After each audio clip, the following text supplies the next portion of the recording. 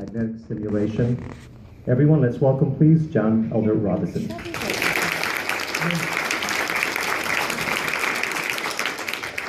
you have questions or anything in mind for me, or shall I just talk to people? I think it would be great for you to start, and first of all, let's just get a gauge of how many people think they have questions or want to know more after. Well, let's just listen to them and then we'll decide. But we're going to provide at least 20 minutes for questions and answers.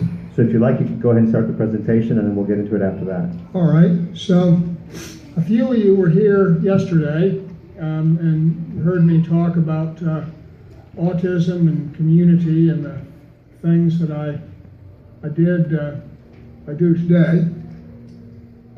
This morning we're talking about this newest book here, Switched On, and the one before, Look Me in the Eye.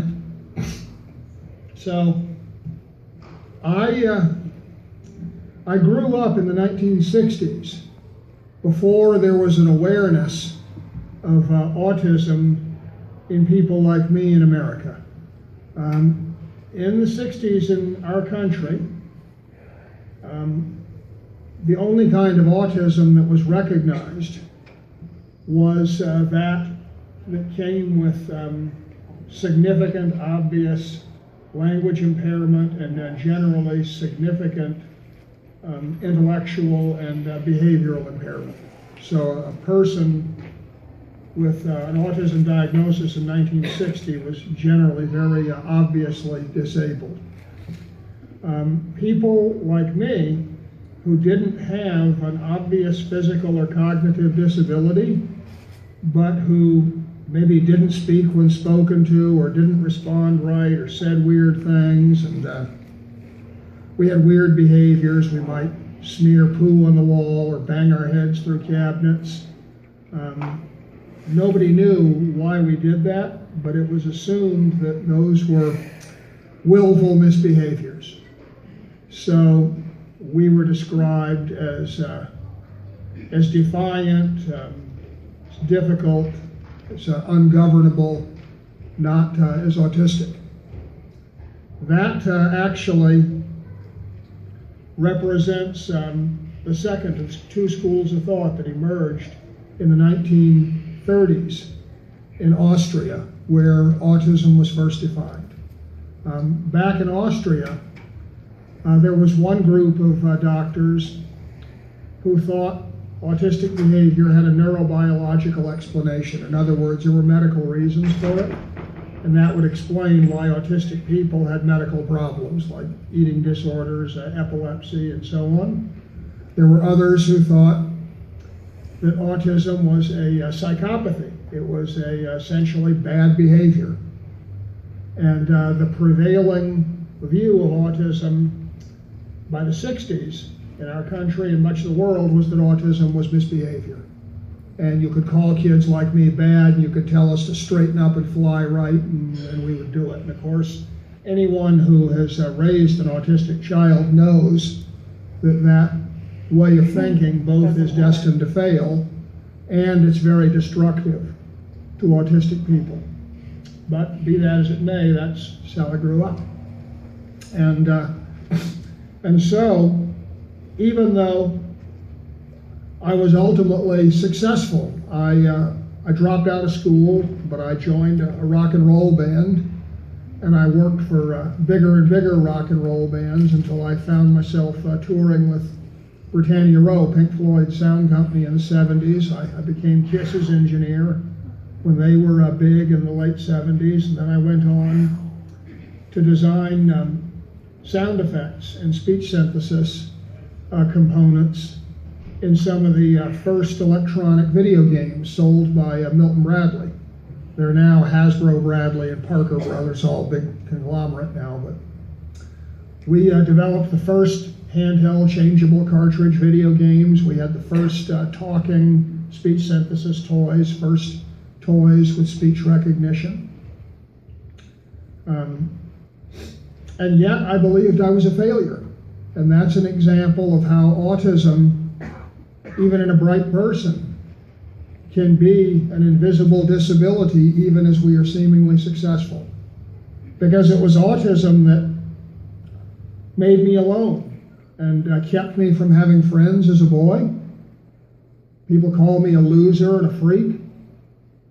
But you know, because I didn't have any friends, I had all the time in the world to turn to the engineering labs at the University of Massachusetts, where my parents taught. There was nothing to stop me from spending 12 hours a day in the labs. I was failing school, and I thought, why bother? And I'll spend all my time at UMass.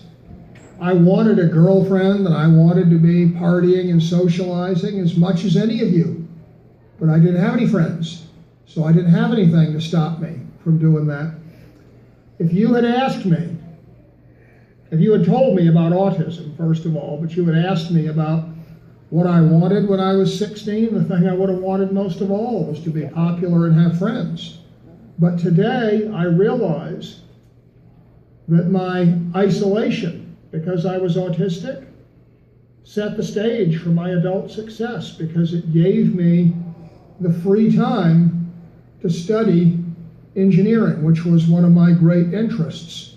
And also because I'm autistic, I was able to fixate on that engineering and study it 12 or 14 hours a day.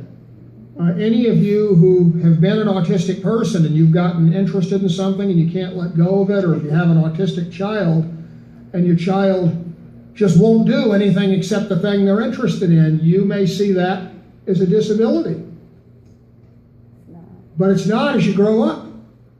If you become interested in something like electronics and you spend thousands and thousands of hours studying signal processing, and you do that every day for years, you're going to be pretty good at it. It's not a matter of being a natural born genius. It's a matter of being someone who spends more time studying something like signal processing than most professors who teach it would have spent studying it by the time they're 35.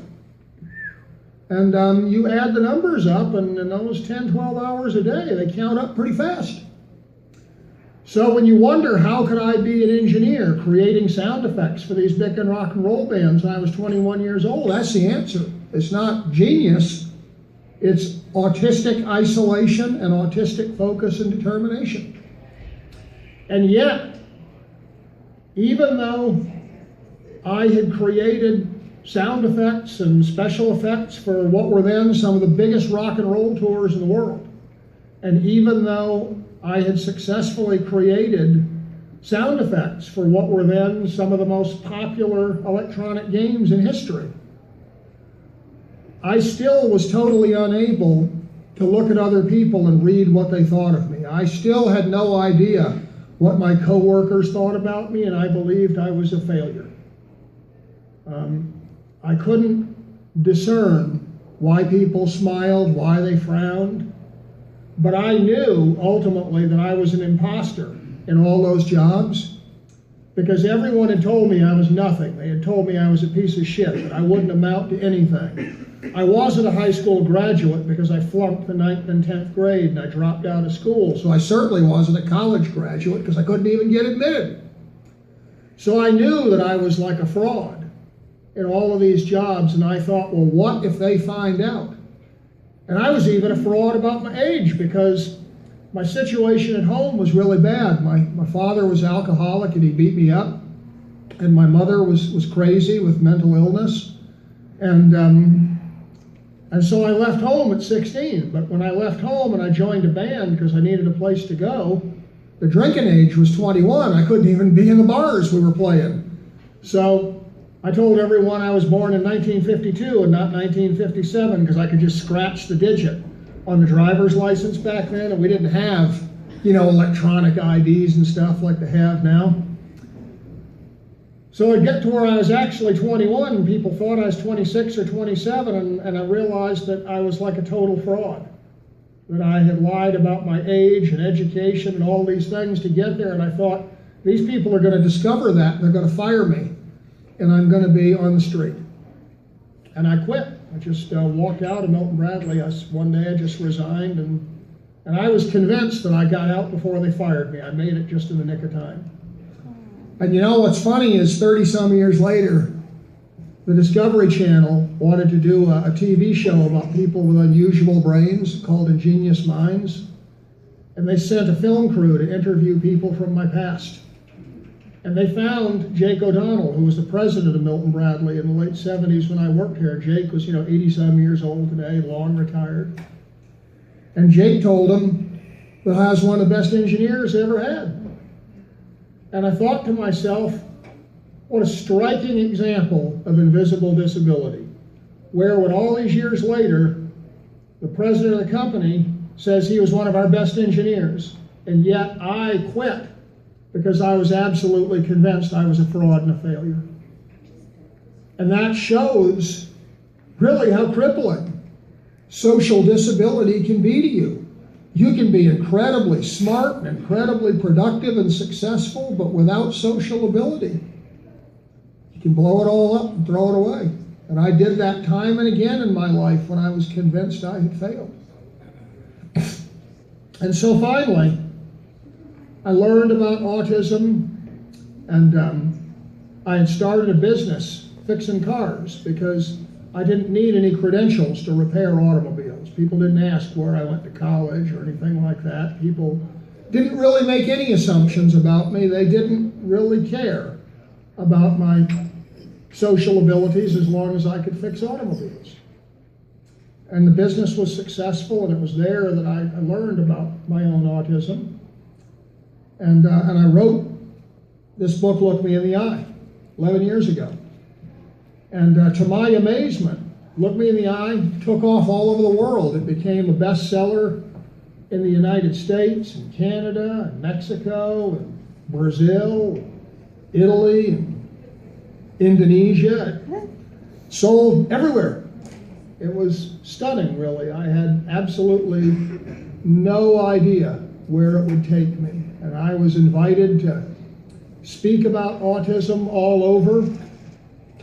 And people looked at me like I was some kind of expert on autism. And of course, I really knew nothing about autism. I only knew about my own life. People asked if I would get involved in advising scientists about the direction autism research should take. And I still do that today. Of course, now, 11 years later, I guess I've had enough time that I have become kind of an expert on that. But I certainly didn't start out that way. And in addition to being involved in steering the direction of research, I was asked to participate in several pieces of research. And there were some interesting aspects to that. I took part in some of the original genetic studies that looked to do genetic analysis of people to see if we could find genes that would be markers for autism. I took part in studies that used brain imaging techniques of various sorts to try and recognize autism. And I took part in different experiments with testing psychologists could do to recognize autism more efficiently. Every time I took part in one of those studies, they had to have a baseline. So they had to say that the people who were autistic in the group that they tested had to be evaluated with what was called the gold standard, ADOS. It's the Autism Diagnostic Observation Schedule.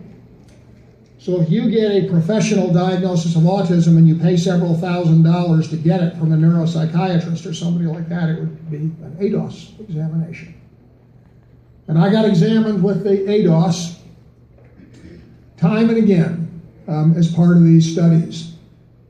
And the first time I got studied with the ADOS, I thought, oh shit, what if they tell me I'm not a real autistic person? What if they do that and I lied to them and I said I was autistic and I'm really not?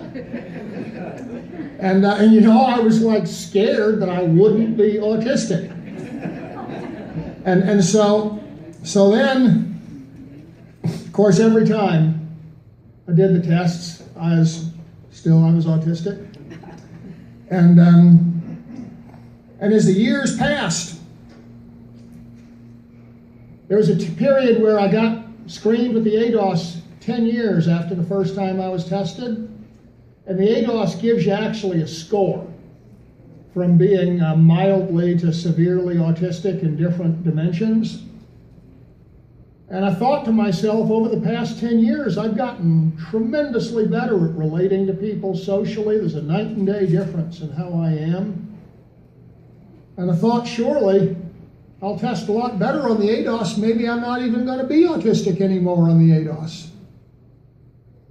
And you know, my score isn't any different today than at the very beginning. It's interesting that the ADOS measures things deep enough inside us that even though you can look at video of me 10 years ago and you can see me talking to you today, and you could say, boy, that's a striking, obvious difference. That test still shows the same autistic person.